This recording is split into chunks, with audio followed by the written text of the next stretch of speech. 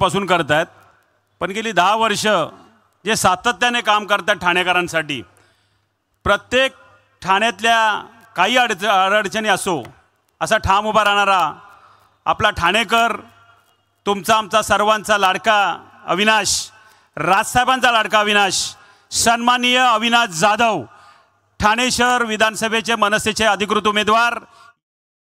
नमस्कार, तुमच्या सर्वांचं व्हायरल इंडियावरती स्वागत। गावदेवी मैदानात राज ठाकरेंची आज सभा होती ठाणे शहरात, जे एकेकाळी बाळासाहेब ठाकरेंनी तुफान हे मैदान गाजवलं होतं आणि त्या मैदानातच आज मनसे अध्यक्ष राज ठाकरे यांची तोफ अविनाश जाधव यांच्यासाठी धडाडणार आहे। त्यांच्या प्रचारार्थ आज अविनाश जाधव थेट बोलतायत व्हायरल इंडियावरती थेट लाईव्ह। तर मला भाषणाला ना उभं राहायलाच भीती वाटते, कारण अर्ध लक्ष माझे मैदान भरण्यात असतं आणि दुसरं लक्ष असतं की साहेब येत आहेत, साहेबांची व्यवस्था, लोक पोचली की नाही, या सगळ्या गोष्टीत माझं अर्ध लक्ष असतं। पण आजचं भाषण माझ्या दृष्टीने खूप महत्त्वाचं आहे। आज मला बोलणं खूप महत्त्वाचं आहे, कारण 20 तारखेला निवडणूक आहे आणि ही शेवटची संधी आहे मला की व्यासपीठावरून मला ठाणेकरांना माझी बाजू मांडता येईल। आज सकाळी उठल्या पेपर वाचताना मला एक सगळ्यात पहिली बातमी जी भेटली ती ब्राह्मण समाजाने संजय केळकर यांना जाहीर पाठिंबा दिला। मी बातमी वाचली आणि थोडासा डिस्टर्ब झालो। मी म्हटलं खरं तर हे ब्राह्मण समाज जो आहे ना, हा प्रगत समाज आहे, सुशिक्षित लोकांचा समाज आहे, शिकलेली मुलं आहेत। ज्यावेळेला मी परदेशात फिरायला जातो त्यावेळेला अनेक आमच्या भास्कर कॉलनीतली हिंदू कॉलनीतली मुलं मला भेटतात। मी म्हटलं यार का यांना पाठिंबा दिला या लोकांनी, म्हणजे काय विचार केला असेल पाठिंबा देताना। मागची 15 वर्ष आमदार असलेला माणूस, ज्यावेळेला मी ठाण्यातल्या विविध भागात फिरतो त्यावेळेला अनेक लोक सांगतात की आमदार साहेब आलेच नाही आहेत, आमदार साहेबांनी आमची कामच केली नाही आहेत। तरीसुद्धा जर ब्राह्मण समाजातील काही लोक जर यांना पाठिंबा देत असतील तर माझी त्यांना हात जोडून विनंती आहे की कृपया तुम्ही त्यांना खरं तर ते तुम्हाला वोट बँक समजतात की ही आमची वोट बँक आहे, ही कुठे जाणार आहे, हे आम्हालाच मतदान करणार आहेत, पाणी असो नसो, कचरा उचलला गेला असेल नसेल, हे आम्हालाच मतदान करणार।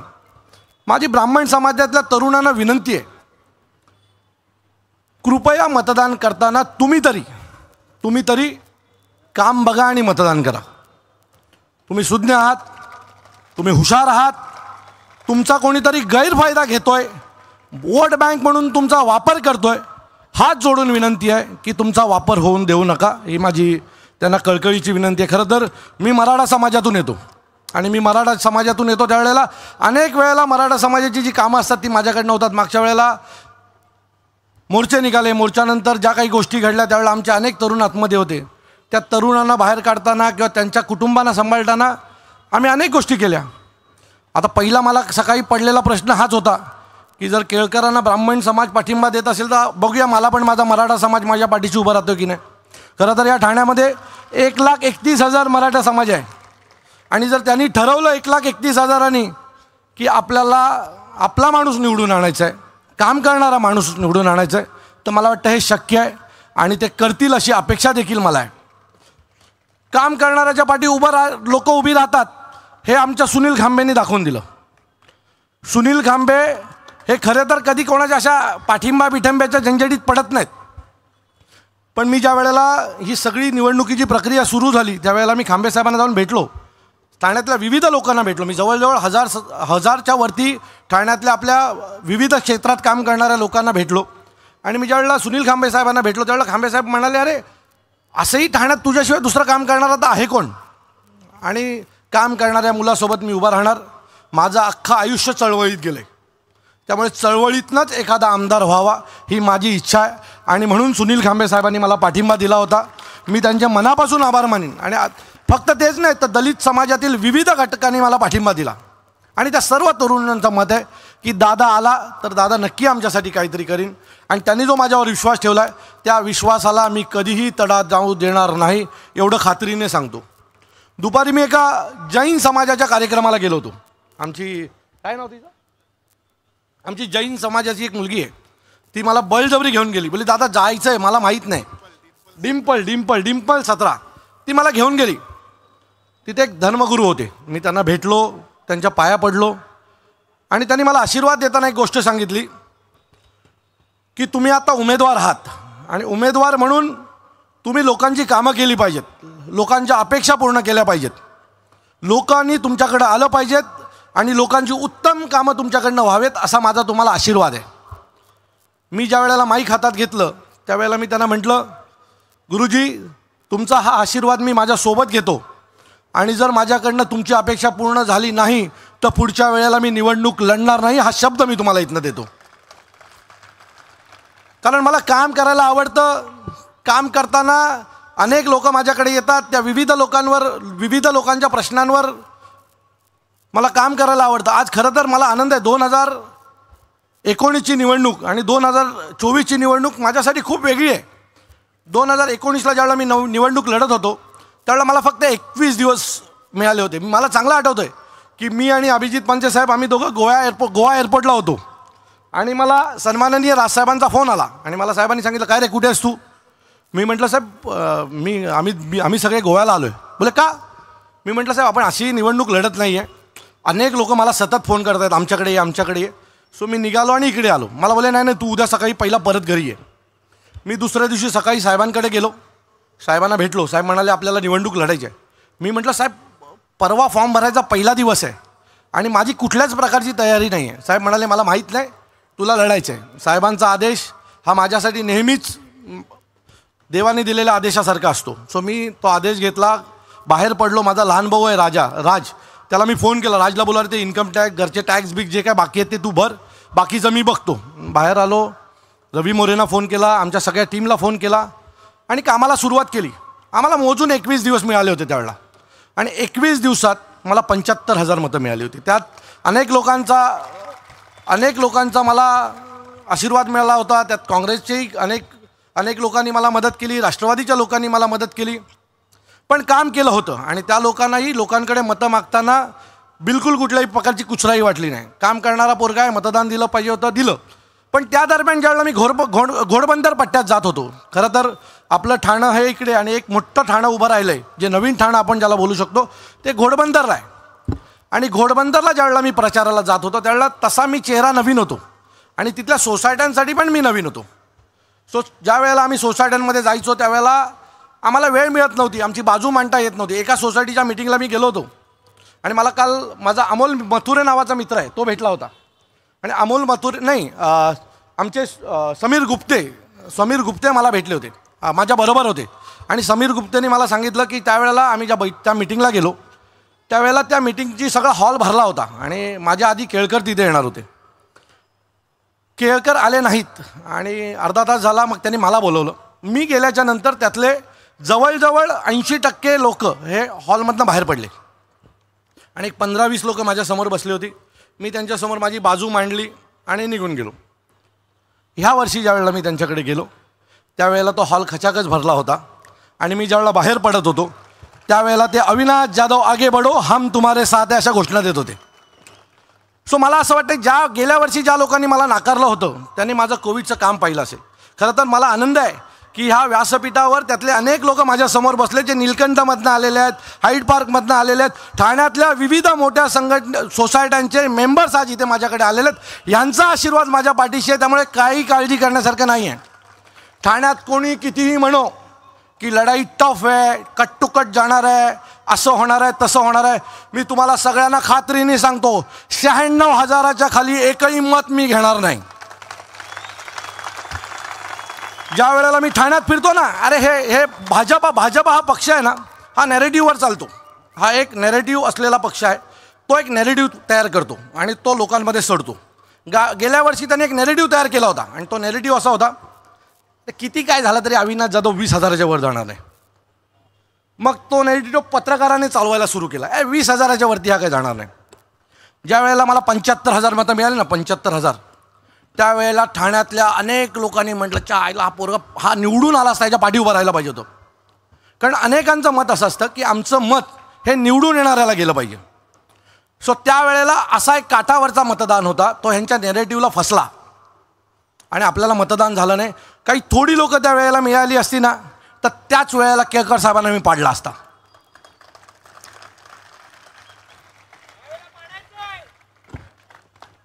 मी तुम्हाला माझ्या निवडणुकीच्या आता या प्रचारात आलेले अनुभव सांगतो. ठाण्यातल्या विविध सोसायट्यांमध्ये मी ज्यावेळेला जात होतो त्यांचे विविध प्रश्न आहेत आणि मला असं वाटतं की ठाण्यातल्या सोसायट्यांचा सगळ्यात मोठा जर काही प्रश्न असेल तर ओसी आणि डीम कन्व्हेन्सचा विषय.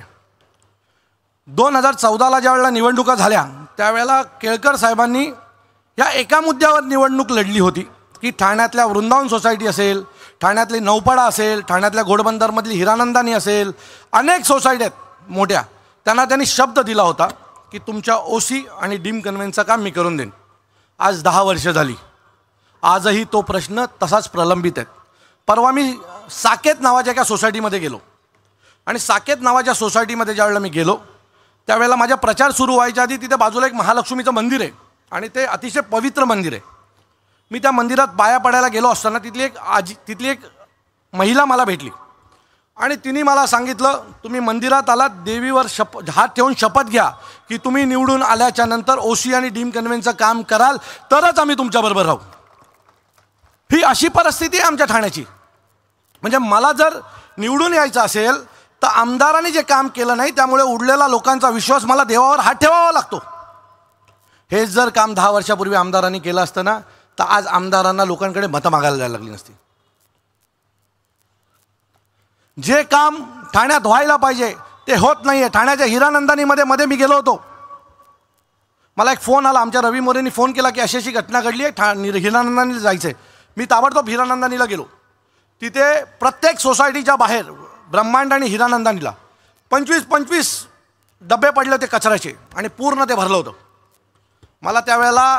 मी त्यावेळेला ताबडतोब आयुक्तांना फोन केला. म्हटलं आयुक्त साहेब असं असं घडलं आहे, हा कचरा उचलला गेला पाहिजे. एक तर तुम्ही उचला किंवा मी उचलतो. तुम्ही उचललात तो डम्पिंगला जाईल, मी उचलला तर तुमच्या घराबाहेर येईल. तुम्ही ठरवा काय करायचं ते. या एका वाक्याचा उपयोग असा झाला की रात्री 1:30 वाजेपर्यंत कचरा उचलायचं काम चालू होतं आणि त्याच्यानंतर आज जवळजवळ महिना झाला एकही डबा कचऱ्याचा रस्त्यावर उभा नाही आहे. सो माझ्या एका वाक्यात जर हे काम झालं तर हे तुम्ही आमदारात, तुमचंच सरकार आहे, केंद्रात पण आणि राज्यात पण तुमचं ऐकत नाही आहेत असं तुमचं मत आहे की तुम्हाला काम नाही करायचं, तुम्ही वेळ देत नाही आहेत. मी ठाणेकरांना कळकळीची विनंती करतो की मतदान करणार असाल तर विचार करून करा. तुम्ही कोणाची वोट बँक नाहीत आणि जर तुम्हाला कोणी वोट बँक म्हणत असेल तर तो तुम्हाला गृहीत धरतोय. कधीतरी काम करणाऱ्या मुलांना संधी देणार आहात की नाही? की पक्ष बघणार, चिन्ह बघणार, किती दिवस हे चालणार? काही वर्षापूर्वी, एक 20-25 वर्षापूर्वी असं असायचं की अपक्ष नगरसेवक निवडून येण्याची संख्या जास्त असायची, कारण तिथले स्थानिक लोक जी आहेत ती चांगलं काम करणाऱ्या मुलाच्या सोबत उभं राहायची. मग त्याला पर्याय म्हणून या लोकांनी पॅनल सिस्टीम आणली आणि पॅनल सिस्टीममुळे चांगले काम करणारी मुलं प्रवाहातनं बाहेरच पडली. खरं तर मी निवडून आल्याच्या नंतर जर मला काय काम करायचं आहे त्यातलं एक काम हे आहे की मला ना कॉलेजच्या निवडणुका सुरू करायच्यात. आणि कॉलेजच्या निवडणुका मला यासाठी सुरू करायच्यात की आम्ही ज्यावेळेला कॉलेजला होतो त्यावेळेला कॉलेजमध्ये निवडणुका व्हायच्या, GHच्या निवडणुका व्हायच्या आणि त्या निवडणुकीसाठी आमचं प्लॅनिंग चालू असायचं की ह्याला हे करायचं, ह्याला टार्गेट करायचं, ह्याला पकडायचं, ह्याला फोडायचं, हे सगळं असायचं. किंवा कशा प्रकारचे कल्चरल कार्यक्रम कॉलेजमध्ये झाले पाहिजे ह्याच्यावर आमचं डिस्कशन असायचं.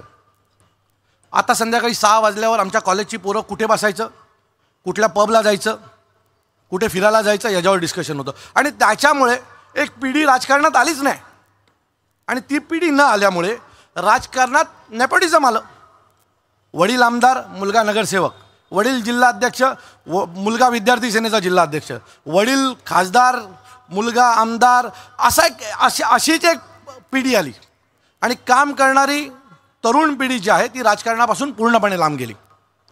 सो मला जर सगळ्यात पहिलं जर काय करायचं असेल ना तर मी कॉलेजच्या निवडणुका सुरू करीन आणि त्यातून जो तरुण तयार होईल ना तो खरा महाराष्ट्राचा पुढचा भविष्य असेल, हे मी तुम्हाला सगळ्यांना खात्रीने सांगतो. ठाण्यात विविध प्रश्न आहेत, मला विविध प्रश्नांवर काम करायचं आहे. मला सगळ्यात पहिलं जर ठाण्यात काय करायचं असेल ना तर आज ठाण्यामध्ये सगळ्यात मोठं जर काय ॲक्टिव्ह असेल तर टँकर माफिया ॲक्टिव्ह आहेत. त्या दिवशी प्रचाराच्या दरम्यान अभिजित पानसे भास्कर कॉलनीत होते.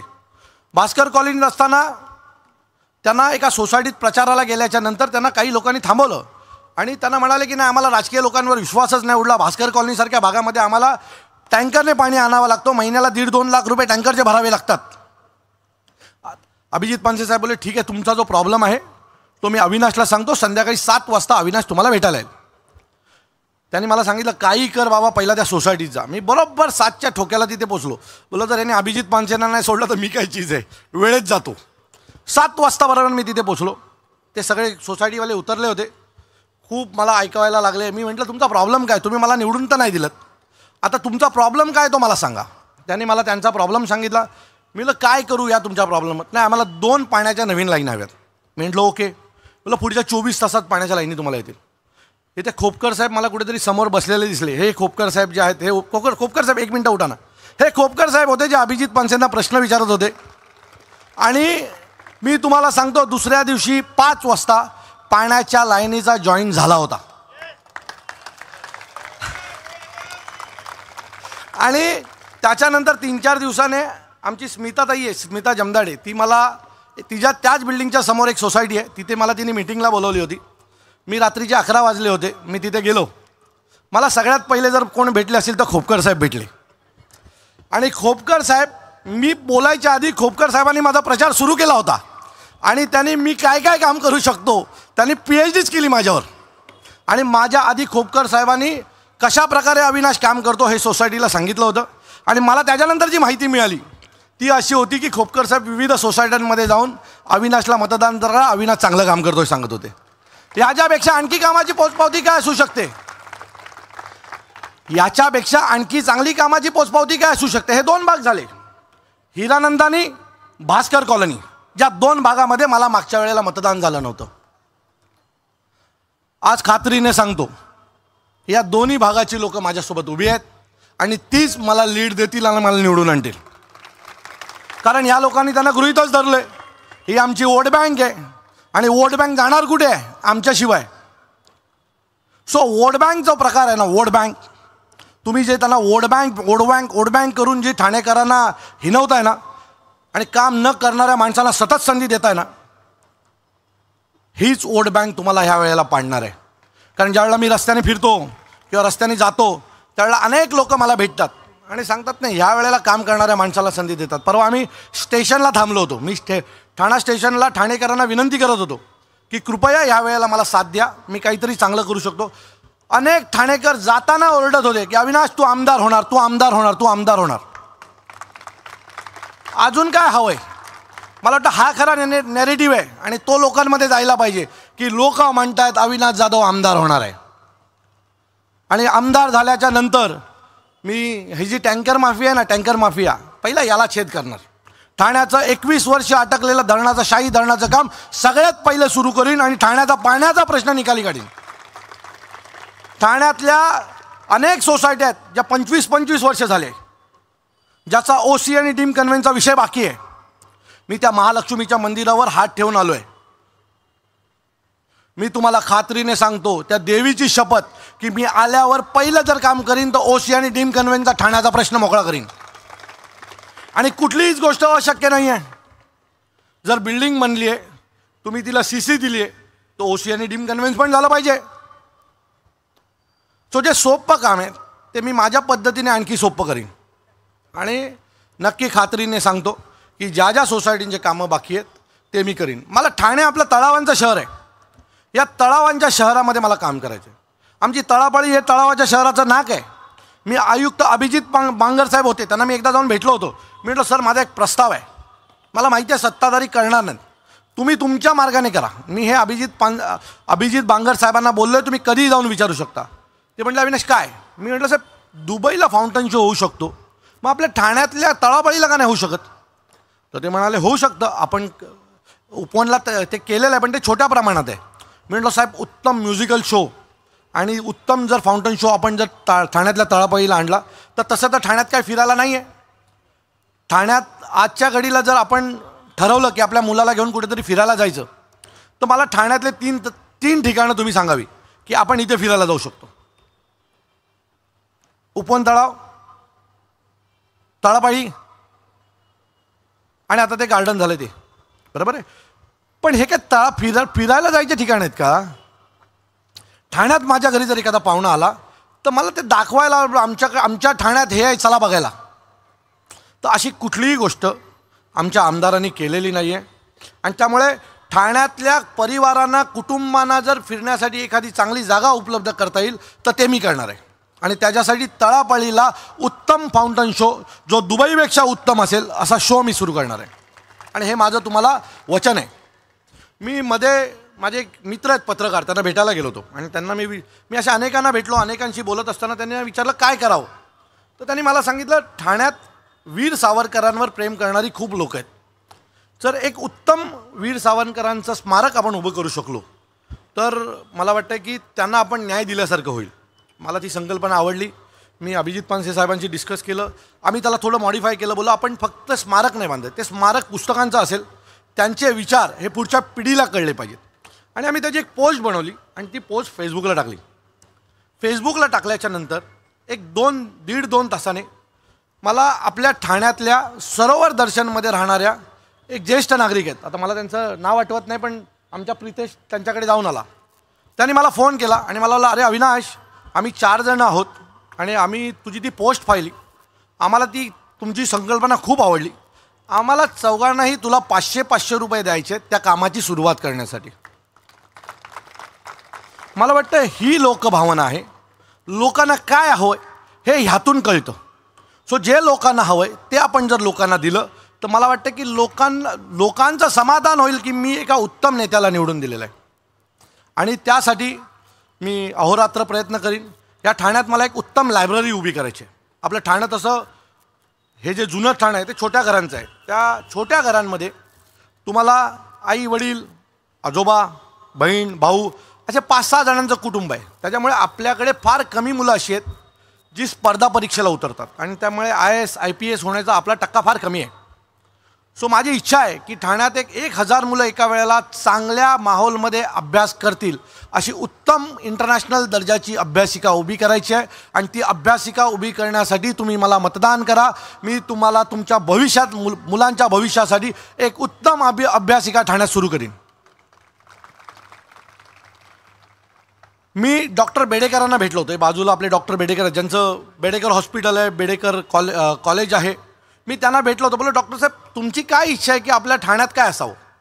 तर ते म्हणाले अविनाश माझी अशी इच्छा आहे की ठाण्यात एक उत्तम संग्रहालय असावं ज्यात विविध गोष्टी असतील. ठाण्यातल्या तरुणांना ठाणं कळलं पाहिजे, छत्रपती शिवाजी महाराज कळले पाहिजेत, आपले जे राजे होते ते त्यांना कळले पाहिजेत. आपल्याला आपला इतिहास बघायला रायगडावर न जाता तो इतिहास आपल्याला आपल्या संग्रहालयातनं दिसलं पाहिजे. मला संकल्पना खूप आवडली. मी त्यांना शब्द दिला मी आमदार झालो तर हे काम देखील नक्की करीन की ठाण्याच्या पुढच्या पिढीला आपला इतिहास कळला पाहिजे. इतिहास आणि भूगोल जाणवण्यासाठी एक उत्तम मी संग्रहालय उभं करीन. हे देखील मी तुम्हाला आज वचन देतो.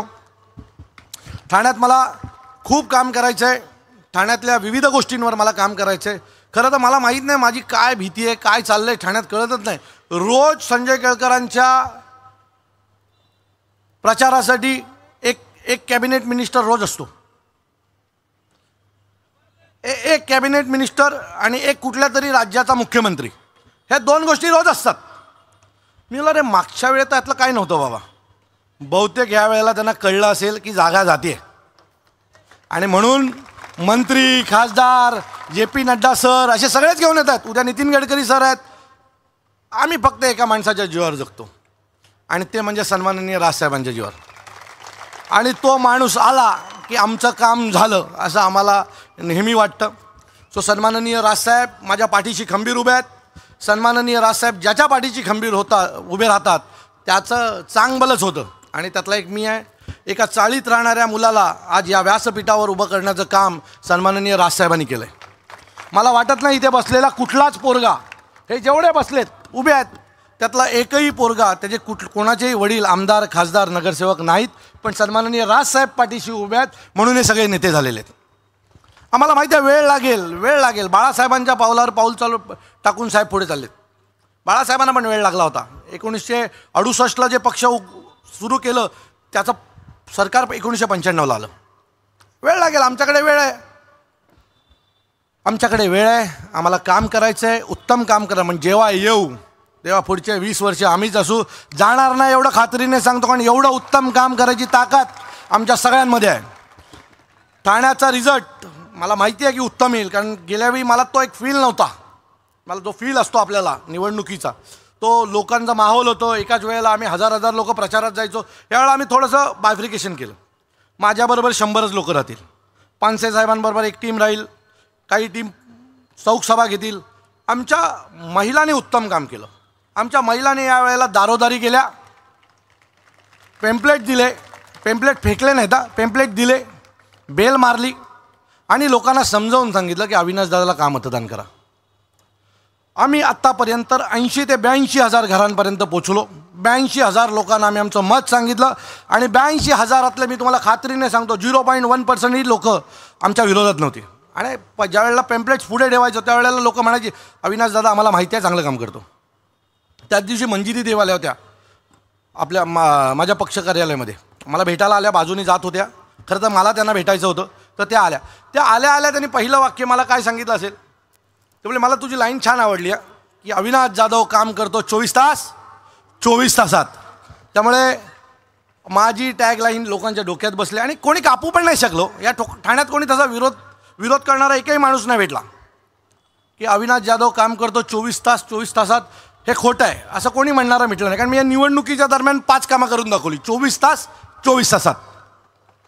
आता काही लोकांनी माझ्या टॅगलाईनला भारतीय जनता पक्षाचे ते कार्टे आहेत ना बसलेले, मग आपले पण कार्टे त्यांची चांगलीच चोचतात. तर सुरुवात त्यांनी केली. मग माझ्या कार्ट्याने एवढी तासला त्याला की माझ्या पोस्ट डिलीट करून टाकल्या पटापट. एक सांगतो, आमच्या पोरांच्या नादाला लागू नका. हे सगळे ध्येय वेडे आहेत. आम्ही काही करू शकतो. जर एखादा पोरगा तुमच्या समोर आला ना आणि तुमच्या एक कानाखाली मारली ना तर तुमचं आयुष्याचं जेवढं केलं त्याची माती होईल. आम्हाला काही फरक पडत नाही. आम्ही खूप माल खाल्लाय पोलिसांचा. मध्ये तर या लोकांनी चालू केलं होतं आमचा आमदार स्वच्छ प्रतिमेचा, अविनाश जाधव 24 गुन्हे. अहो हे 24 गुन्हे कुठले आहेत माझ्यावर पहिला गुन्हा तुम्हाला सांगतो कुठला आहे. माझ्यावर पहिला गुन्हा आहे रेल्वे भरतीचा. आणि त्याच्यामुळे आज रेल्वेमध्ये अनेक मराठी मुलं कामाला लागली. माझ्यावर दुसरा गुन्हा आहे. आज माझा मित्र आला इथं राहुल शेलार आणि आम्ही दोघांनी मिळून मराठी पाट्यांचं आंदोलन केलं होतं आणि त्याच्यामुळे ठाण्यातल्या पाट्या या मराठी झाला होता. हा माझा दुसरा गुन्हा आहे. बोंग्यांच्या विरोधात हनुमान चालीसा लागावी हा माझा तिसरा गुन्हा आहे. ठाण्यातल्या ठाणा स्टेशन हे पहिलं तुम्ही जर जात असाल तर त्या ठाणा स्टेशनला जाताना चालता येत नव्हतं. परवा ज्यावेळेला मी ठाणा स्टेशनला गेलो मला खूप बरं वाटलं. एकही फेरीवाला नव्हता आणि ते करण्यासाठी मला 2 गुन्हे घ्यावे लागले. सण टिकावा म्हणून सन्माननीय राजसाहेबांनी आवाज दिला. आज दहीहंडी सण टिकलाय ना तो आमच्यामुळे. आता अनेक मंडळं वेगवेगळ्या लोकांच्या टी-शर्टवर फोटो घालून फिरतात, पण ते ज्या वेळेला दहीहंडी सण टिकायचा होता ना त्यावेळेला सगळे गायब होते. आणि त्याच्यामुळे मी जय जवान नावाच्या गोविंदा पथकाला खूप मानतो. आमच्या ठाण्याच्या राजा गोविंदा पथकाला खूप मानतो की आजही ती लोक मला विचारल्याशिवाय कुठलंच पाऊल टाकत नाही. कारण त्यांचं एक नेहमी मत आहे की हा सण 2 माणसांमुळे टिकला, एक राजसाहेब ठाकरे आणि अविनाश जाधव आणि अभिजित पानसे. सो हेही तर ठाण्यातली तरुण पिढी माझ्यासोबत या निवडणुकीला उभी राहील. माझ्यावर पुढचा गुन्हा जो आहे ना तो गुन्हा खूप मला घेताना खूप बरं वाटलं होतं आणि तो गुन्हा होता टोल नाका आंदोलन. टोल नाके बंद व्हावेत यासाठी मी 12 गुन्हे घेतले. मी म्हणजे माझ्या सगळ्या सहकार्याने घेतले. पण ज्या वेळेला मी आता प्रचाराला जातो ना, एका सोसायटीमध्ये गेलो होतो, प्रचार करत होतो आणि प्रचारादरम्यान मी काय काय कामं केली ती सगळी सांगितली. आणि मी कामं ज्या वेळेला सांगत होतो ना त्यावेळेला एक जैन माणूस होतो, बोले ओ सब छोड़ दो, आपने एक ही काम अच्छा किया, आपका हमें जो पसंद आया वो काम है टोल नाका आपने बंद किया. क्योंकि बोलता है रोज़ सवेरे मैं जाता था मुंबई जाते समय सबसे पहला मेरा काम था लाइन में खड़ा रहो, फिर गाड़ी आगे जाएगी तो मेरा फास्ट ट्रैक से पैसा कट होता था. अगर पैसा नहीं कट हो गया तो मैं डबल पैसा उनको देता था. आगे जाता था और फिर मुझे मैसेज आता था मेरा पैसा कट हो गया. मैं फिर वापस घूम के आता था, वापस उनसे झगड़ा करता था, फिर वापस जाता था. ये बोला इससे पूरा ठाणा थक गया था. सो त्याच्यासाठी मी घेतलेला तो गुन्हा. आणि मला आश्चर्य आहे की टोल नाका बंद व्हावा यासाठी आम्ही अनेक आंदोलनं केली. माझं बायपास झालं होतं आणि माझं बायपास झाल्याच्यानंतर 2 महिन्यांनी एक बातमी आली की 5 रुपयाने टोल वाढणार आहे. मी म्हटलं अरे आम्ही आयुष्यभर गुन्हे घेतले टोल नाके बंद व्हावेत म्हणून आणि 5 रुपयाने टोल वाढतोय. मी आणि माझ्या सर्व सहकाऱ्यांनी ठरवलं आपण उपोषणाला बसायचं, आवाज उठवायचा. आम्ही उपोषणाला बसलो. सन्माननीय राजसाहेबांनी त्या उपोषणाची दखल घेतली. ठाण्यातल्या अनेक ठाणेकरांना घेऊन ते मुख्यमंत्र्यांकडे गेले. मुख्यमंत्र्यांकडनं वचन घेतलं. त्यांचे मंत्री आमच्या घरी आले. त्यांनी तिथे प्रेस कॉन्फरन्स घेऊन सांगितलं की आम्ही याच्यावर लवकरच निर्णय घेऊ. त्याच वेळेला साहेबांनी मला थोडीशी हिंट दिली होती, अविनाश काहीतरी चांगला निर्णय येईल, जरा थांब, थोडा वेळ लागेल पण चांगला निर्णय येईल. तो निर्णय आत्ता आला निवडणुकीच्या तोंडावर. आणि लाडू वाटत होते संजय केळकर. आई शपथ फोटो बघा लागलेत, लाडू वाटतात संजय केळकर. मी म्हटलं ह्या माणसाचा काय संबंध? तर ते म्हणाले मी पत्रव्यवहार केला होता. मग तुम्ही पत्रव्यवहार ओसीसाठी पण केला होता, तो डीम कन्व्हेन्ससाठी पण केला होता, तो का नाही झाला? स्वच्छ प्रतिमेच्या नावाखाली खोटं बोलायचं. अहो आत्ताच मी तुम्हाला एक सगळ्यांना शब्द देतो, केळकर निवडून येणार नाही ते खात्रीने सांगतो, पण चुकून निवडून आले तर पुढच्या वर्षभरात मी पोटनिवडणुकी लावेन. कारण स्वच्छ चेहऱ्याच्या माणसाने ॲफिडेव्हिट खोटं दिलंय, ॲफिडेव्हिट खोटं दिलंय. सो अशाच स्वच्छ चरित्राचे लोक हवेत की आम्ही काम करणारी लोक आहोत, ज्याने सगळी कामं ही सगळे घेतलेले गुन्हे समाजासाठी आहेत. मध्ये एक मुंबईमध्ये एका मुलीला अटक करून ठेवलं होतं. त्यावेळेला मी इथनं तिथे गेलो. माझ्यावर खोटा गुन्हा दाखल करण्यात आला, अनेक प्रेसला बातम्या देण्यात आल्या. त्या शेवटी ती मुलगी समोर आली आणि ती मुलगी बोलली दादा मुझे बचाने को आया थे, ये दादा के बारे में ये सब बोल रहे हो झूठ है. हे बातम्या हे ना गुन्हे दाखल केले माझ्यावर, खोटे गुन्हे दाखल करतात. मागच्या वेळेला त्या सिस्टर्स कोविडच्या काळात 700 सिस्टर्स एकाच दिवशी 700 सिस्टरना कामावरनं काढून टाकलं. अरे बोलायचं नाही, 700 मुली उघड्यावर पडल्या. ज्या मुलींनी स्वतःच्या आयुष्याचा विचार नाही केला, स्वतःच्या जीवाचा विचार नाही केला, कुटुंबाचा विचार नाही केला, त्यांच्यासाठी मी आंदोलन केलं. मला 5 दिवस जेलला पाठवलं. आता यातलं सांगा मी घेतलेल्या आंदोलनामध्ये माझी चुकी काय? जर यात माझी काही चुकी असती तर मी मान्यही केलं असतं. पण सगळे आंदोलनं आणि सगळ्या घेतलेल्या केसेस मी हे लोकांसाठी आहेत आणि मला या घेतलेल्या सगळ्या गुन्ह्यांचा अभिमान आहे. कारण मी घेतलेल्या गुन्ह्यामुळे कोणाच्या आयुष्यात बदल झालेला आहे. त्याच्यामुळे मी जे करतोय ते लोकांसोबत आहे. येत्या 20 तारखेला तुम्ही सगळेच माझ्या पाठीशी खंबीर उभे राहाल. वरती लोक काय म्हणतात ते सोडून द्या. भारतीय जनता पक्षाने काय नेरेटिव्ह उभा केला आहे ते सोडून द्या. आता त्यांचा एक नेरेटिव्ह आहे की आमची टफ होईल आणि 5-7 हजार मतांनी आम्ही निवडून येऊ, असा त्यांचा एक नेरेटिव्ह आहे, जे विविध पत्रकार आणि लोक मला सांगत असतात. हा नेरेटिव्ह तोडायचं काम तुमचं आहे यावेळेला. जर तुम्हाला काम करणारा माणूस हवा असेल तर तुम्ही तो नेरेटिव्ह तोडावा. आणि या वेळेला जर ठाणेकर माझ्यासोबत उभे राहिले नाहीत ना तर मी खात्रीने सांगतो पुढच्या काही पिढ्यांमध्ये कुठलाच तरुण लोकांसाठी काम करायची हिंमत करणार नाही. अनेक वेळेला तुम्ही मतदान करता आणि विसरून जाता. पुढच्या 5 वर्षांनी तुम्ही पुन्हा मतदान करता, पण त्या 5 वर्षात तुम्ही ज्याला मतदान केलं त्याने काय केलं हे कधीही तुम्ही त्यांना विचारत नाहीत. त्यामुळे तुम्हाला जर ते करायचं असेल, तुम्हाला तुमचं मत लोकांच्या कामाला आलेलं वाटत असेल, कोणाचं तरी लाईटचं बिल भरण्यासाठी लागलं असेल, तुमचं मत कोणाचं तरी हॉस्पिटलचं बिल भरण्यासाठी गेलं असेल, तुमचं मत जर ठाण्याच्या विकासासाठी गेलं असेल, तुमचं मत जर ठाण्यातला पाण्याचा प्रश्न सोडवण्यासाठी गेला असेल, तुमचं मत जर ठाणा स्टेशन मोकळं करण्यासाठी गेलं असेल तर त्या माणसाला मतदान करा. मी वोट बँक नावाची जी गोष्ट आहे, जी भारतीय जनता पक्षाने ज्याला वोट बँक म्हणून ज्याला नाव दिलं आहे, त्या वोट बँकला हात जोडून विनंती करतो की कृपया वोट बँक हा शब्द तुमच्या आयुष्यातनं मिटवा आणि तुम्ही काम करणाऱ्या मुलाला मतदान करता हे ठाण्याला नाही तर संपूर्ण भारताला दाखवून द्या. येत्या 20 तारखेला मला मतदान करा आणि येत्या 23 तारखेपासून मला तुमच्या कामात रुजू करून घ्या. एवढंच एक आवाहन करतो आणि थांबतो. जय हिंद, जय महाराष्ट्र.